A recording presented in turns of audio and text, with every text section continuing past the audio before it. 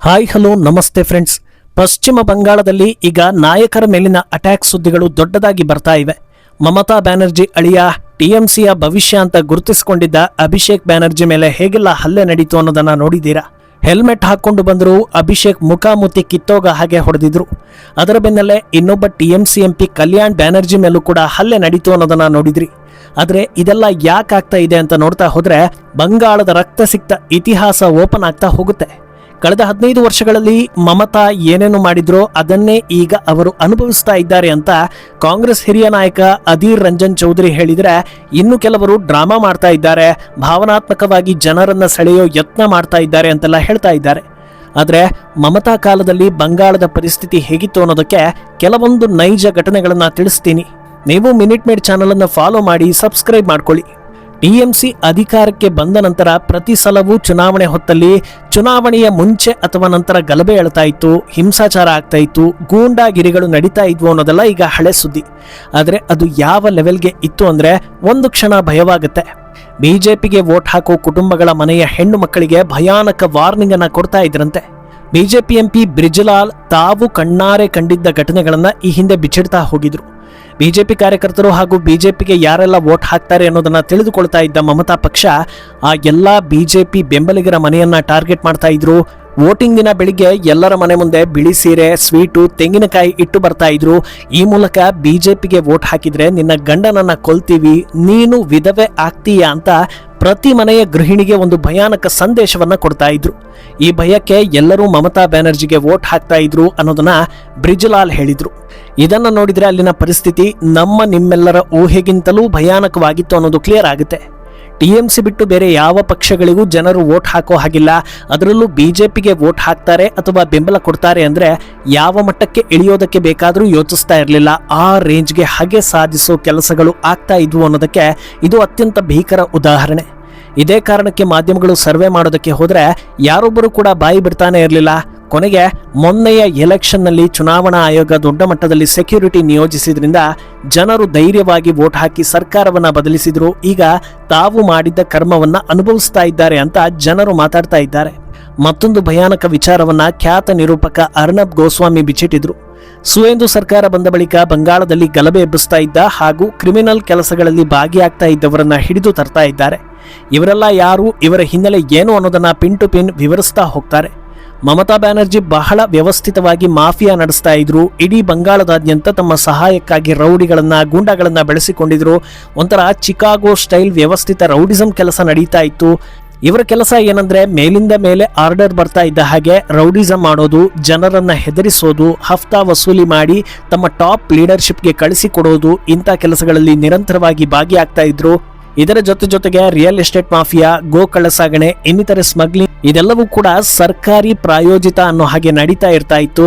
ಇದೆಲ್ಲದರ ಹಣವನ್ನ ಈ ಗೂಂಡಾಗಳು ಟಿಎಂಸಿಯ ಟಾಪ್ ಲೀಡರ್ಶಿಪ್ಗೆ ವರ್ಗಾವಣೆ ಮಾಡ್ತಾ ಇದ್ರು. ಇಷ್ಟೆಲ್ಲ ಮಾಡಿದ್ರು ಕೂಡ ಮಮತಾ ಬಗ್ಗೆ ಬಂಗಾಳ ಬಿಟ್ಟು ಹೊರಗಡೆ ಹೆಚ್ಚು ನೆಗೆಟಿವ್ ಕ್ರಿಯೇಟ್ ಆಗ್ತಾ ಇರಲಿಲ್ಲ. ಕಾರಣ ಏನಂದ್ರೆ ಮಮತಾ ಬಗ್ಗೆ ಏನೇ ಆರೋಪ ಮಾಡಿದ್ರು ಅವರು ಬಿಜೆಪಿ ಹಾಗೂ ಮೋದಿ ವಿರುದ್ಧವಾಗಿ ರಾಜಕೀಯವಾಗಿ ಪ್ರಬಲ ಪೈಪೋಟಿ ಕೊಡ್ತಾ ಇರೋದ್ರಿಂದ ಈ ರೀತಿ ಸುದ್ದಿಗಳನ್ನ ಹರಿಬಿಡಲಾಗ್ತಾ ಇದೆ ಅಂತಲೇ ಬಿಂಬಿಸಿಕೊಂಡು ಬರಲಾಗ್ತಾ ಇತ್ತು.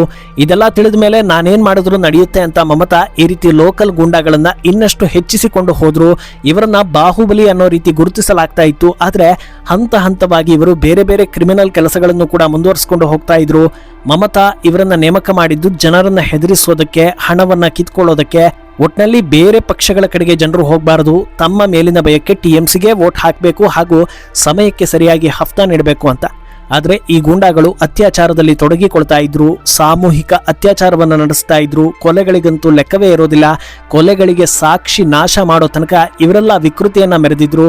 ಇವರ ಕಡೆಯಿಂದ ಕ್ರೈಮ್ ಆದಾಗ ಆಕ್ಷನ್ ಕೂಡ ತೆಗೆದುಕೊಳ್ತಾ ಇರಲಿಲ್ಲ ಅನ್ನೋದನ್ನ ಅರ್ನಬ್ ವಿವರಿಸ್ತಾ ಹೋಗಿದ್ರು. ಸುವೇಂದು ಇಂಥ ಕ್ರಿಮಿನಲ್ಗಳ ವಿಚಾರದಲ್ಲಿ ಯೋಗಿಗಿಂತಲೂ ಒಂದು ಹೆಜ್ಜೆ ಮುಂದಕ್ಕೆ ಹೋಗಿದ್ದಾರೆ ಅನ್ನೋ ಅಭಿಪ್ರಾಯ ಕೂಡ ವ್ಯಕ್ತವಾಗಿತ್ತು. ಯಾಕಂದ್ರೆ ಮಮತಾ ಕಾಲದ ಕ್ರಿಮಿನಲ್ಗಳನ್ನ ಹುಡುಕಿ ಹಿಡಿದು ಜೀಪಿಂದ ಕೆಳಗೆ ಇಳಿಸಿ ಅರೆಬೆತ್ತಲಾಗಿ ಹಗ್ಗ ಹಾಕಿ ಇಡೀ ಊರೂರೇ ಮೆರವಣಿಗೆ ಮಾಡಿಸೋ ಕೆಲಸ ಪೊಲೀಸ್ ಇಲಾಖೆ ಕಡೆಯಿಂದ ಆಗ್ತಾ ಇದೆ. ಯೋಗಿ ತಪ್ಪಿತಸ್ಥರ ಮನೆಗೆ ಬುಲ್ಡೋಸರ್ ಹರಿಸಿ ಶಾಕ್ ಕೊಡ್ತಾ ಇದ್ರು. ಆದರೆ ಸುವೇಂದು ಇನ್ನೊಂದು ಹಂತ ಮುಂದಕ್ಕೆ ಹೋದಂತಿದೆ ಅನ್ನೋದನ್ನ ಅರ್ನಬ್ ಹೇಳಿದ್ರು. ಈ ರೀತಿ ಬೀದಿಯಲ್ಲಿ ಎಳ್ಕೊಂಡು ಹೋಗೋದಕ್ಕೂ ಒಂದು ಬಲವಾದ ಕಾರಣ ಇದೆ. ಯಾಕಂದ್ರೆ ಇವರೆಲ್ಲ ಕಳೆದ 15 ವರ್ಷಗಳಲ್ಲಿ ಅಮಾಯಕರ ಮನೆಗೆ ನುಗ್ಗಿ ಮಾಡಬಾರದನ್ನ ಮಾಡಿ ಭಯವನ್ನ ಹುಟ್ಟಿಸ್ತಾ ಇದ್ರು. ಈಗ ನಿಮ್ಮನ್ನ ಹೆದರಿಸಿದವರನ್ನ ಅರೆಬೆತ್ತಲು ಮಾಡಿದ್ದೀವಿ ನೋಡಿ ಅಂತ ಜನತೆಗೆ ಸಂದೇಶ ನೀಡೋ ಕೆಲಸ ಆಗ್ತಾ ಇದೆ. ಭಯದ ವಾತಾವರಣ ನಿಧಾನವಾಗಿ ಸರಿ ಹೋಗ್ತಾ ಇದೆ. ಆಡಳಿತದ ಮೇಲೆ ಜನರಿಗೆ ಇನ್ನಷ್ಟು ನಂಬಿಕೆ ಹೆಚ್ಚಾಗ್ತಾ ಹೋಗುತ್ತೆ ಅನ್ನೋ ಕಾರಣಕ್ಕೆ ಇಂಥ ಪರಿಣಾಮಕಾರಿ ನಿರ್ಧಾರವನ್ನ ಕೈಗೊಳ್ಳಲಾಗ್ತಾ ಇದೆ ಅಂತ ಹೇಳಿದ್ರು. ಮತ್ತೊಂದು ಕರಾಳ ಘಟನೆಯನ್ನ ವಿದ್ಯಾರ್ಥಿನಿಯೊಬ್ಬಳು ಬಿಚ್ಚಿಟ್ಟಿರ್ತಾಳೆ. ಮಮತಾ ಬ್ಯಾನರ್ಜಿ ಕಾಲೇಜ್ ವಿದ್ಯಾರ್ಥಿಗಳನ್ನು ಕೂಡ ಟಾರ್ಗೆಟ್ ಮಾಡ್ತಾ ಇದ್ರು ಅನ್ನೋ ಸತ್ಯ ಕೂಡ ಎಲೆಕ್ಷನ್ ಟೈಮ್ನಲ್ಲಿ ರಿವೀಲ್ ಆಗಿರುತ್ತೆ. ಒಂದು ಸಲ ಮಮತಾ ಬ್ಯಾನರ್ಜಿ ಕಾರ್ಯಕ್ರಮವೊಂದರ ಹಿನ್ನೆಲೆ ಕೋಲ್ಕತ್ತಾದಲ್ಲಿ ಆ ವಿದ್ಯಾರ್ಥಿನಿ ಓದ್ತಾ ಇದ್ದ ಕಾಲೇಜಿಗೆ ವಿಸಿಟ್ ಕೊಟ್ಟಿರ್ತಾರೆ. ಮಮತಾ ವಿಸಿಟ್ ಕೊಟ್ಟು ಹೋಗಿ ಸ್ವಲ್ಪ ದಿನ ಕಳೆದ ಬಳಿಕ ಸೆಮಿಸ್ಟರ್ ಪರೀಕ್ಷೆ ನಡೆಯುತ್ತೆ. ಆದರೆ ಆ ಪರೀಕ್ಷೆಯಲ್ಲಿ ಒಂದಷ್ಟು ವಿದ್ಯಾರ್ಥಿನಿಯರಿಗೆ ದಿಢೀರಂತ ಮಾರ್ಕ್ಸ್ ಕಡಿಮೆ ಆಗುತ್ತೆ. ಏನಿದು ಹೀಗಾಗಿದೆ ಅಂತ ಹುಡುಕ್ತಾ ಹೋದಾಗಲೇ ಅಸಲಿ ವಿಷಯ ಗೊತ್ತಾಗೋದು. ಮಮತಾ ಕಾಲೇಜ್ ವಿಸಿಟ್ ವೇಳೆ ಅವರು ಭಾಷಣ ಮಾಡ್ತಾ ಇದ್ದಾಗ ಒಂದಷ್ಟು ವಿದ್ಯಾರ್ಥಿಗಳು ಮಧ್ಯೆ ಎದ್ದು ಹೋಗಿದ್ದಾರೆ. ಇದನ್ನ ಗಮನಿಸಿ ಪರ್ಸನಲ್ ಆಗಿ ತೆಗೆದುಕೊಳ್ಳೋ ಮಮತಾ ಆ ವಿದ್ಯಾರ್ಥಿಗಳ ವಿರುದ್ಧ ಸೇಡು ತೀರಿಸಿಕೊಳ್ಳೋದಕ್ಕೆ ಮುಂದಾಗಿರ್ತಾರೆ.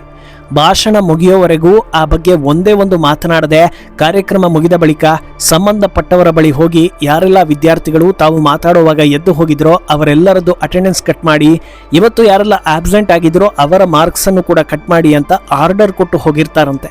ಇದರ ಪರಿಣಾಮ ವಿದ್ಯಾರ್ಥಿಗಳಿಗೆ ರಿಸಲ್ಟ್ ಬಂದಾಗ ಶಾಕ್ ಆಗಿದೆ. ಇದನ್ನ ಬಿಚ್ಚಿಡೋ ವಿದ್ಯಾರ್ಥಿನಿ ಹೇಳೋದು, ನಮ್ಮ ಕಾಲೇಜ್ಗೆ ಯಾರೇ ಬಂದು ಮಾತಾಡಿದ್ರು 5 ನಿಮಿಷಗಳ ಕಾಲ ಫಾರ್ಮಾಲಿಟಿಗೆ ಅಂತ ಕೂತು ನಂತರ ಎದ್ದು ಹೋಗ್ತೀವಿ. ಇದು ಸರ್ವೇ ಸಾಮಾನ್ಯ. ಮಮತಾ ಮಾತಾಡುವಾಗಲೇ ಎದ್ದು ಹೋಗಬೇಕು ಅನ್ನೋ ಉದ್ದೇಶ ನಮ್ಮಲ್ಲಿ ಯಾರಿಗೂ ಇರಲೇ ಇಲ್ಲ. ಆದರೆ ಅವರು ಇದನ್ನ ಈ ರೀತಿ ದ್ವೇಷ ಕಾರೋದಕ್ಕೆ ಬಳಸ್ಕೊಂಡ್ರು ಅನ್ನೋದನ್ನ ಆ ವಿದ್ಯಾರ್ಥಿನಿ ಹೇಳಿರ್ತಾಳೆ. ಇಂಥ ವಿಚಾರಗಳನ್ನು ಕೇಳಿದ ಮೇಲೆ ಮಮತಾ ವಿರುದ್ಧ ಜನರಿಗೆ ಯಾವ ಲೆವೆಲ್ನಲ್ಲಿ ಆಕ್ರೋಶ ಇತ್ತು ಅನ್ನೋದು ಕ್ಲಿಯರ್ ಆಗ್ತಾ ಹೋಗುತ್ತೆ.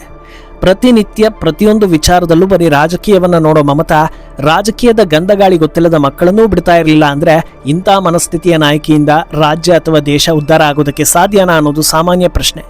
ಈ ಹಿಂದೆ ಆಪರೇಷನ್ ಸಿಂಧೂರ್ ಪರವಾಗಿ ಪಾಕಿಸ್ತಾನದ ದುಷ್ಕರ್ಮಿಗಳ ವಿರುದ್ಧ ಪುಣೆಯ ಒಬ್ಬ ಯುವತಿ ಮಾತನಾಡಿದ್ಲು.